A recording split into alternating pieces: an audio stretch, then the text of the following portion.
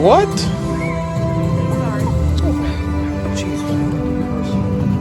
Every time I'm leaving on ya, you'll make it easy, no, no. Wish I could be there for ya, give me a reason to. Oh, every time I'm walking out, I can hear you telling me to turn around. Fighting for my trust and you won't back down, even if we gotta risk it all right now. Oh, I know you're scared of the unknown, you don't wanna be alone. I know I always come and go, but it's out of my control.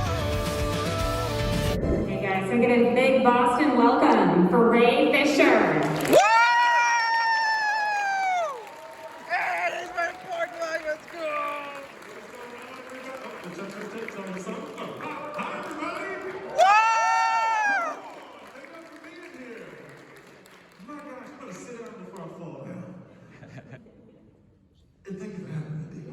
Thank you for being here with a shirt that I was just really hoping you would wear. You gotta represent that board life every day of the week if we can. I mean, you should. Yeah. And just fun fact, guys, if you want to line up at the mic and we'll get to you in a minute. Yeah, there we go. So how are you enjoying Boston? Have you been here before? You know, I've never been to Boston before, but I think I'm gonna have to come back again and again and again. It's beautiful here. Perfect scenic situation for the fall weather out here. I'm looking forward to exploring more of the city. I hung out a little bit yesterday in Boston Commons. That's what it's So nice. Beautiful, man. We Beautiful. did the same thing. We just walked around, just looked at all the architecture. Yeah. No, I haven't seen any sporting events here just yet, but I heard y'all might be sports fans or something like that. So I might have to come back and check that out. They said it might be riot gear for that, though. I don't know if it's true, but we'll find out. Let's go ahead and get started. Hi, I'm on the camera a little bit nervous, so my voice is a little shaky. That's okay, take your time, we're here. I really like the portrayal of Cyber the second time around. I want to know, for that character, did you see any of his animated movies, or the show, or the comics? I read a lot of the comics, so in prep for it, one of my biggest inspirations was the New 52, the original run of Cyborg, where he's introduced to the new Teen Titans. That run by Marv Wolfman and George Perez was where a lot of like the emotional life of the character came from for me, and I know for Chris and Zack. And obviously everything going through the New 52 where Cyborg was introduced as or sort of reintroduced as a member of the Justice League, right? I had seen the Teen Titans cartoon show. That was very much a part of my life when I was in high school. And I hadn't seen any of the animated films with Cyborg at that point, but stuff that's come out since, like, what's the one where he's on the wall? You know which one it is? Does anybody know which one? Yes, yeah, it was one of the more recent ones where he's sort of, they're fighting Dark Side and he's sort of like infused into this wall and all that. I can't remember what it is, but I've seen a lot of it now and I know a lot of it now, for sure. I appreciate it, thank you.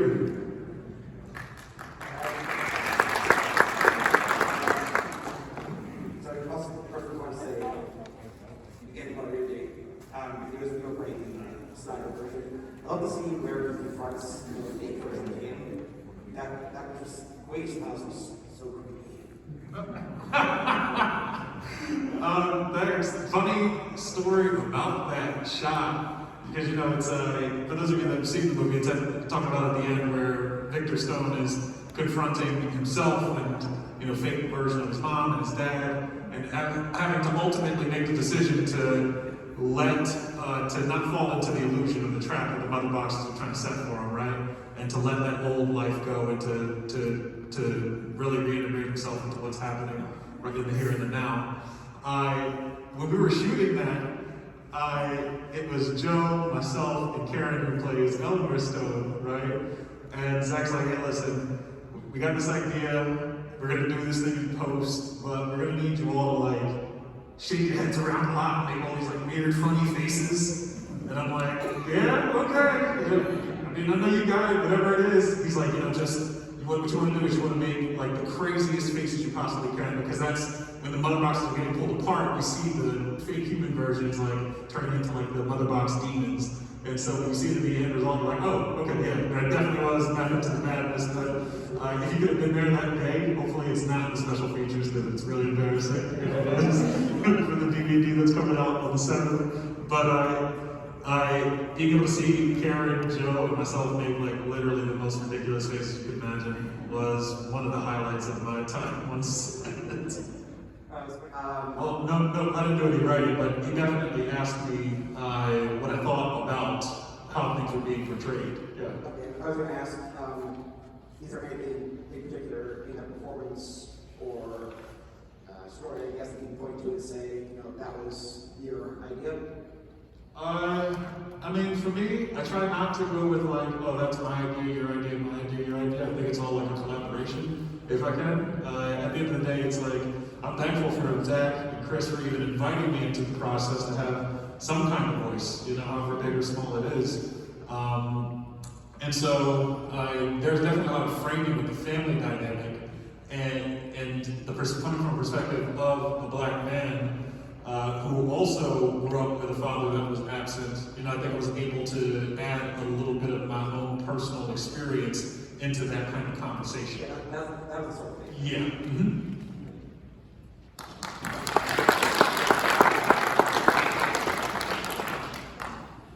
First of all, booyah. That took longer than I thought. That was good old time on my count. So, I was curious. So you said that you grew up watching the original Teen Titans cartoon. So, what was kind of the process of kind of taking Cyborg and putting him in the movie? Because obviously, like the cartoons and stuff, he's a lot more energetic and has a lot of volume and stuff. And then in the movie, he's a little bit more toned down. So, what was like the process for kind of getting that character? Well, for me, my process was take the reality of the situation and use that, right? If you're a person who is in their physical prime, who's captain of their football team, super smart, is in a family dynamic that isn't necessarily ideal, and then you have your body taken away, you have your mother killed in a car accident, the same accident that takes your body, you're having all these things change. Your father, who you're not, who you don't necessarily get along with, turns you into what you consider to be a monster. You know, you probably won't be happy-go-lucky, at least right off the bat, right? There has to be a healing process for people to observe in order for it to be believable, you know? And my intention, and I think the intention of the folks who were in charge at the time, was to watch the character grow and evolve over the course of X number of films, right? And I do appreciate the Teen Titans version of Cyborg, but if you look at the original iteration of him, he was not that boisterous. He was not that particular rendition. So it's just a different stroke, you know. And I think it resonates with some folks, and obviously the other versions will resonate with people in the way that they do. So I'm just glad that it's touched some people in the ways that it has. And for us as an audience to invest in the character, for me, when I watch movies, particularly comic book films, and there's just jokes on top of jokes on top of jokes, it's hard for me to actually get underneath of and get in the skin of the characters when I'm watching a film, and for me to be able to relate to them, because I'm like, well, I don't necessarily make a quip every time I have something tragic and traumatic happen to me. You know, like, I think that's part of the reason that people love certain characters so much, because you're just like, oh, I've had that dark moment in my life. yeah. God, I just want to see what happens to him now. Yeah, and how they pull themselves out. You still have those moments of levity, those moments of humor, even in the tragedy. You know, you got one romance says, "Hey, listen, let's get dressed," and Cyborg's like, "I'm always dressed," right? It's that while it is like it's funny in a certain light, but in the other light, it's like no, it's also kind of sad because he can't take his Yeah, that's your costume life off every minute of every day. every minute of every day, and so finding a sardonic way to sort of put that out there for folks to be able to see that there's two sides to that coin. Fine line. I think they did a really good job. Yeah, Yeah. that's Zack and Chris. That writing, yeah. Yeah. So good. Yes, sir. Hello there. It was great to be in your presence. Thank you so much for coming here to Boston FanExpo. It's an honor to be in your presence, Ray Fisher. And I just want to say, while being sentimental, it was amazing to finally see your portrayal to fulfillment after all these years. Thank Your you. portrayal in the Snyder Cut really made me and a bunch of my friends so happy to finally consider you the best cyborg that we ever seen, you know? Can you some silence? Sorry,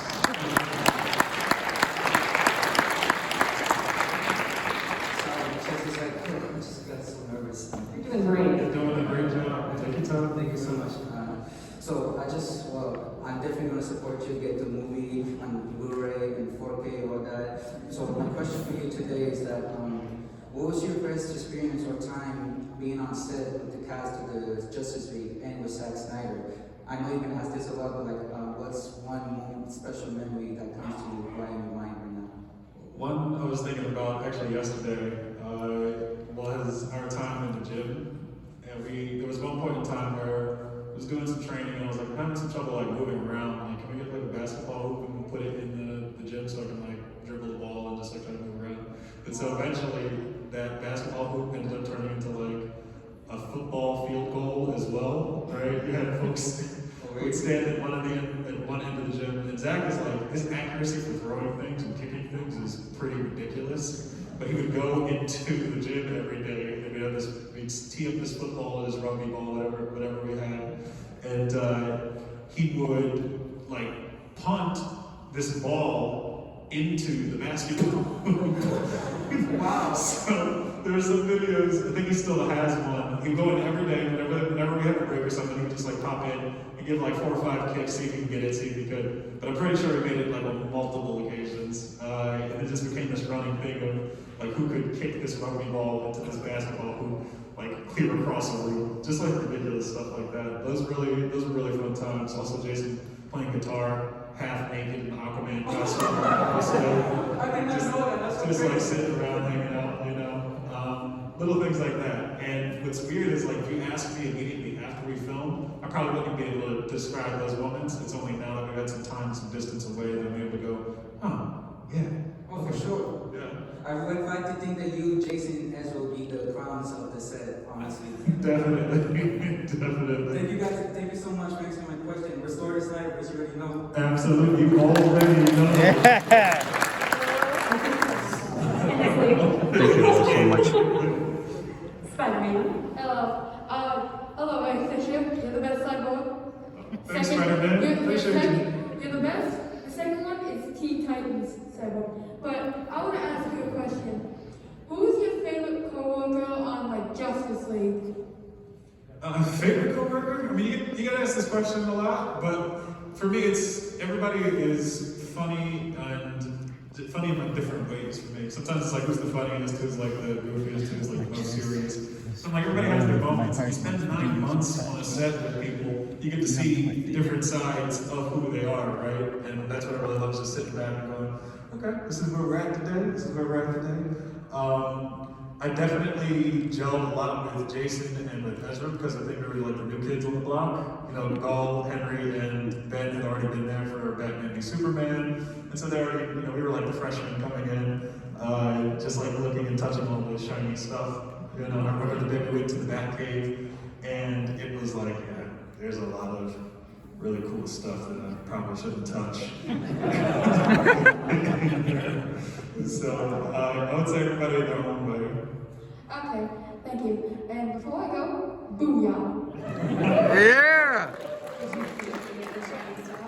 I didn't keep any of that shiny stuff in particular, but I did get a Letterman jacket. So yeah. Yeah. Everybody gets that one thing that they take off. The one thing. Yeah. Yes, sir. Hey Ray, thanks for being here. Nice to talk to you. It's a pleasure. Big fan. And I guess my question is, you know, growing up, we all kind of struggle to find our calling or our passion. At what point in your life was that moment to say, hey, this is what I want to do, right? I want to go into acting. Was it a show? Was it something that spawned you to just be like, this is what I want to do? And the second question is, or second part of that is, through those hard times, you question yourself, if this is what I want to do, what kept you going with that? Well, I think I can answer the second part first. For me, when it comes to the hard times, I think to myself, so what else would I rather be doing? And if I can't think of an answer for that, I'm just going to keep doing what I'm currently doing, right? My friends and family definitely kept me in it. And there were multiple times where I was like, hey, listen, I think I wanna, you know, get this up, spend some time with the family. You know, obviously things change, your family members pass away, you wanna be there and that sort of stuff. And I remember my mom took me down and said, hey, listen, you know, there's nothing like specifically here for you. You gotta keep doing what you're doing. And I said, okay. And that was the best thing she probably ever could have done to me. So what I would say is, I like to reason with myself. I find myself to be a pretty sort of like ABCD person, like just super logical. And when I think about like the pros and cons of everything, I say, well, look, there's nothing else I'd rather be doing. And if there ever is something else I'd rather do, I'm gonna go do that. You know? So, and what inspired me to get into this, there was a certain point, I was in high school, I was working in a movie theater, so I was able to watch every film that came out, like period.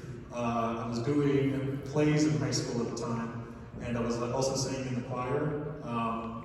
And I've always liked just like moving around and trying to entertain as best I can. When I got out of high school, I was like, you know what? I think I'm gonna try my hand at this thing. I really didn't see anything else that I feel passionate about. And I remember talking to my mom at that point. She said, well, what are you gonna do for money? And I'm like, well, I'm gonna act, duh. Like, what's what I wanna do? She's like, no, but seriously, like, what are you gonna do? I said, well, I'm already broke. I got nowhere to go but up. You know what I mean? And so she couldn't argue with that logic, and you know, it just kind of set me on the path. So, yeah, a lot of inspiration through the people around me, and really, like the friends that I have, some of the people who, you know, you may not necessarily know, some folks that are still in the grind, still like trying to make a name for themselves in this business. They've been absolutely influential, and, or instrumental rather, in my path. Yeah. Awesome. Thank you so much. I appreciate that. Appreciate you. Thank you. Do you prefer the stage or the screen so far? How are you feeling between the two? It's all different, you know? Yeah. I do Love like your live cosplay. audiences. I like being around people, especially, you know, since we spent the last year not being able to be around people in the way we'd like to be. The screen feels a little bit more, it's a bit of a safer environment. If something goes wrong, you can just do another take. On stage, it's like, yeah, if the light falls out of the rafter, yeah, you probably stop, but you're gonna have to keep going in some capacity, right? Things just happen. So. Yeah. I watched Malone recently again. Did you know? And it was so good. Yeah. Watched a lot of things over quarantine that I had seen before, you know, you pick up something each time you watch it. Yeah. It's a very complex movie. Hey, Ray, nice to meet you. Nice meeting you too. Before I ask my question, I really appreciate you as an actor. Snyder really became one of my favorite movies. Such a good, we taught me so much on how to do a good performance. That whole movie, especially the scene when you say, I'm not broken, that taught me so much about filmmaking. It really had such a big influence. I wanted to be a director when I grew up, so it really, really helped me. And but my question for today is, if you were to play any Marvel character, who would you want to play? I don't know who I want to play, but if there was a movie, a Marvel movie I'd want to be in, it'd probably be Blade in some capacity. I would want to just. I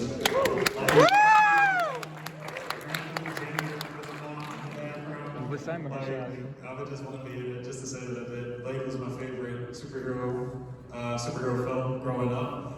And to be able to say, okay, the wheel has come full circle. I've always been a DC guy, like through and through, but as far as like specific superhero movies go, it was like Blade and Batman were my two go-tos. So I've already been in a film with Batman. If I could be in a film with Blade, I'd be like, all right, done. I can quit acting. Go start my crab shack somewhere down. Do that here. Exactly. Yeah. Here we go. Moving to Boston. That would be an awesome movie. That would be so good. Okay, thank you so much. My pleasure. Thank you. Ari. Hi, I just wanted to say thank you for your amazing performance, and I think you're an amazing actor. And my question is, if you were able to play any character just ever, like any movie and any film, what would you be able to play? That's tough. I mean, there's so many characters that haven't been written yet, and that's it. For me, it's more about the script and the journey of the character. I'd love to see some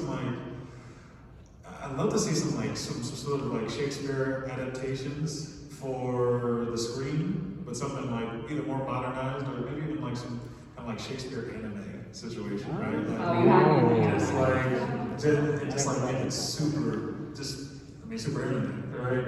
And some of these stories lend themselves to that style, right? Like Macbeth. I would love to hear Ray Fisher like voice create all a these character in demons and anime. things like that. Or well, we're not in the theater, so I can say Macbeth. That's just a Scottish play. I'm gonna be cursed and throw salt over my shoulders. Even the war films like or the histories like Henry V, those sorts of things. Like if you got somebody with a really good eye to do something like that, I'd want to get down on some voiceover on that, and then me and Ray Porter, who plays Darkseid, we'll be able to get in there and just start chopping it up, you know. Fisher versus Porter. That'd be an interesting project, I think. That's amazing. Thank you so much. Shakespearean anime. Why not? Write that down. It's gonna be a new category. Just in case Netflix starts calling, just know, you heard it here. What else, bro? 2021. Yeah, you already know. Hi. I was just wondering, when you said play, did you mean play or musical? Musicals and plays actually back then, but I was in initially in musicals. I did Into the Woods was the first one that I'd ever done. Oh my god, I did that too. Which would you play? I was Jack. You're Jack? Awesome! They ended up breaking up the roles, interestingly, for our production, because we had so many kids that were in our show. And so I ended up playing one of 3 narrators that they broke that up into. And I also played the wolf. So that was, I was sold. I was good. I was like, wolf costume? Done. That might have been, must have been like freshman or sophomore year of high school. So it must have been like 14, 15, something like that. Yeah, and my second question is, how much do you enjoy acting? I enjoy it a lot. I enjoy the actual art, the actual doing it. The business can be tough sometimes. I don't think anybody would ever deny that. And so being able to sort of keep those things separate and say, I love the craft. The business needs some work for sure, but being able to sit around and play make-believe with your friends and have people laugh, cry, you know, clap, whatever, like it's amazing. Thank you. Oh, now you can do Shakespearean Dungeons and Dragons. Shakespearean Dungeons and Dragons. I'm talking about your dash that all over it. Get a real good DM, that'd be awesome. Yeah. Yes, sir. Hi, Mr. Fisher. First off, thank you so much for coming out today. My question is, especially with the extra material for the Snyder Cut being filmed during COVID, I was wondering about any challenges kind of filming that material. For that, I think the only things that were filmed during COVID was that nightmare sequence at the end. So it was maybe, I think it was like a 2-day shoot. I mean, I think it's the same kind of COVID protocols that you encounter on any set right now. And I think that's just the biggest challenge for folks is just getting readapted to these different zones that you have to be in when you're on a COVID set. There's all these rules and regulations. I won't bore you to death with all that. But, you know, I will say people were on it. They were not playing any games when it came to all the precautions that needed to be taken. The same with the project that I just came off of earlier this year, Women of the Movement. It's like, listen, if somebody gets sick, the thing has to shut down, so you need to really make sure you're on it. So, yeah, I think the biggest challenge would have been just navigating that, because it's an unknown entity in a lot of ways. Of course. Thank you very much. So I was going to bring up one more thing next. So how was that, telling the story of Emmett Till? Because it's such a powerful story. Yeah, it was focused on Emmett Till's mother. This is a piece that's going to be coming out next year called Women of the Movement, and each season is going to focus on a different influential Black woman in the Civil Rights Movement. The first being the mother of Emmett Till, Mamie Till Mobley, and her fight for justice for Emmett, and her activism that she took on during that fight, and after, in fact.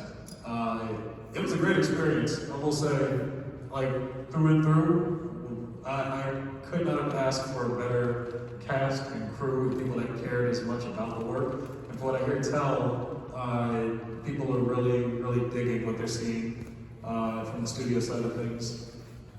I mean, I just think it's great, the stories that need to be told, and what a great time to do it. Absolutely. When everyone's actually paying attention to the things that need to be paid attention to. Absolutely, yeah.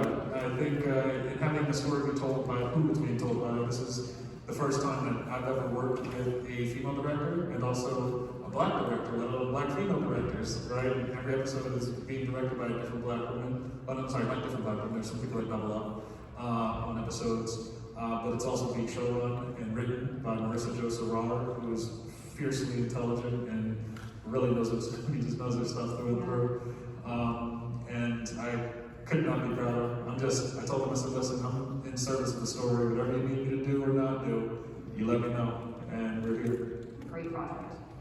Yes, sir. Hi, Rod. Great. So, it's nice to meet you. My name is Bruno. Me and my friends enjoy watching movies, all DC and Marvels.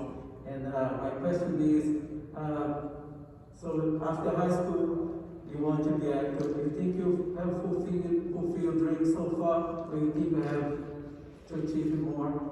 And also, you're talking about movement, but you live in like very conflict times. You like to be a speaker for the black community, and like the Black Panther, such impact that unfortunately passed away. So you think you want to achieve like a big role as him for the black community and inspire people to bring that division down and bring people together? I think the vision on that. Yeah, that's a really big question. I think the work that we do will hopefully be able to bring people together, at least show them different ways of living and different stories that are going to help inspire them to maybe change the way in which we've been living. For me personally, for as far as my goals, my trajectory is gone, I mean, I've already accomplished much more than I thought I ever could, right?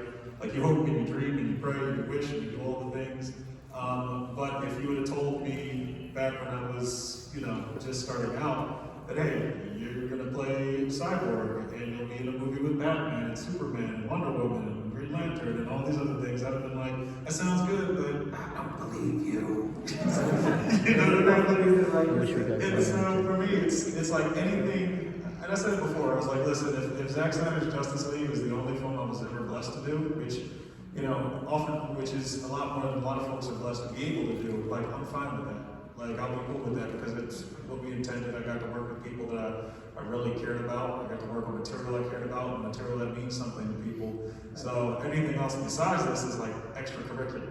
There's some other things we're working on right now. There's a show that we're developing right now that, when I can talk about it a little bit more, I definitely will. But that path is, wherever it takes me from this point forward, this is extra innings, That's awesome, man. Yeah. Wherever you're going, just hope you inspire people and be a great role there, and I wish you the best in your career. Thank you so much. Thank you.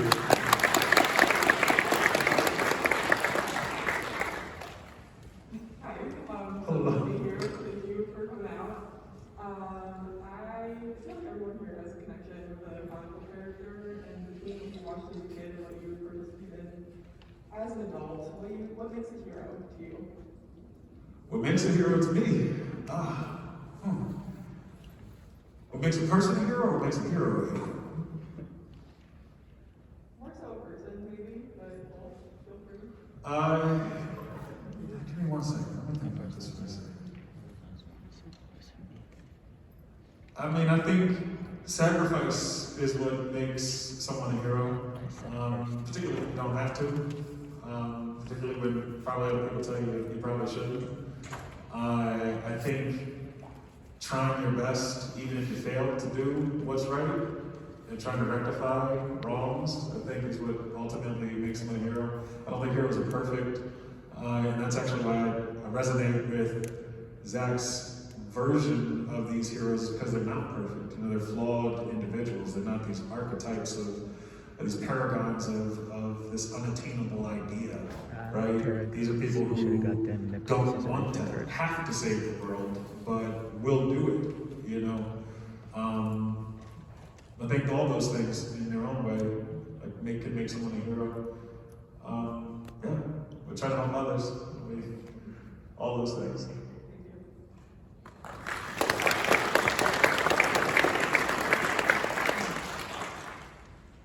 Thanks again for coming. So you're here in Boston. We love you, so thank you. Just a quick question on what was your workout and diet like for preparing for the role of Snyder? Everything. Oh, It was everything. The diet, they had me eating a lot of food. I ate more food than I ever thought I could. It was like 3 big meals and 2 small meals a day. Drinking 5 liters of water a day. We were in the gym 5 days a week, 2 hours a day, just about. And it got to a point halfway through the process, or 3/4 of the way through the process. You know, I told somebody, I was like, yeah, I gotta go back home and like eat the rest of this power food or whatever. And they were like, wait, you're eating all the meals? I was like, yeah, are we supposed to? And they're like, nobody eats all the meals. I was like, well, okay, duly noted. But we had great trainers that were on board with us. Stu Walton, Mark Twight, David Higgins, who was there, just make sure everybody was still able to like stay in line, just like alignment-wise, because you put a lot of stress on the body in a very short amount of time, which I would not recommend for anybody outside of like actual supervision of people that know what they're doing. But I had a great time doing it. It was probably one of the hardest things I've ever done. But once you get into the rhythm of it, once we were in like month 2, I was just like, okay, yeah, like I started missing the gym. You start missing the endorphins if you don't end up getting in there that day. So it was a great experience for me. Yeah. That's awesome. Thank you. Did you guys work out together as like a Justice League workout team? So people would rotate in and out. What was crazy is I would either come in right before or directly after a lot of the Amazons that were training. And when I tell you they put us to shame, it'd be like me and Momoa curling our tiny weights in the corner, and like we're like, hey ladies, we have some weights. No, get away. And just it was pretty wild. Weren't a lot of the Amazons, they were Olympians and all types of different shapes, sizes, lifestyles. Some folks were athletes, some folks were athletes, some folks were in other like fitness realms. Some folks had never done any of that stuff before. And they were just like, you know, we like your look for this, you know, we're just gonna train together. And a lot of them, I think, worked on Wonder Woman simultaneously with working on Zack Snyder's Justice League. And so being able to see the Amazon sort of like continue on the sort of continuity and be like, oh, there's Dawson, oh, there's this person, there's that person. They were all so impressive. Yeah, no, they worked extremely hard, and it definitely inspired us to like try to meet them at least halfway. We have time for 2 more questions. What's good, man? So what part of like the superhero's archetype do you think that everybody should strive to embody in their life on a daily basis? I mean, it's different, right? Like, it's different. I don't know if there's any one archetype that any person should follow, because the circumstances change how you interact with those circumstances. I mean, for me, personally, I try to live by the sort of, you know, do no harm if you can, right? And also, you know, if you see somebody in trouble, try to lend some kind of help, right? I think that's the most basic version of that. But there are other nuances to that, and obviously, you know, we're living in a very real world where there are very real consequences to just about everything we do, and trying to sort of suss that out, I think, just depends on what the circumstance is. But I would say try to help others would be the number 1 archetype. It's a really good quote when you said it, like, maybe think of it, it's wrong prospers when good men do nothing. Yeah. God, I do have seen that. My question is, when you were doing the reshoots for Zack Snyder's Justice League, were you like part of like a lot of reshoots when you were doing it, or like what was your like favorite reshoot you had to do for that? For Zack Snyder's Justice League, the additional photography for that, like I said, was maybe 2 days. I think the best part for me was just getting back in the onesie, right? Getting back in the onesie and being able to hang out with Zack and the crew one last time, and having that be my final memory of shooting Justice League anything, right? And I texted Zack after, I was like, I'm just really glad that we got to end this like together, end this experience like filming together. So, you know, I said, you know, if at the end of the day that's all there is to it, like that's the last thing I'm gonna have. And it's a good one. So that's all you can really ask for. Hope to see you Saturday again. Appreciate you, thank you. Hell yeah. I think so. I think it's gonna be a takeaway. Table? I think so. So if you have more questions you didn't get asked, please come visit right at this table. We appreciate you. Thank you, Boston! Yeah! Booyah!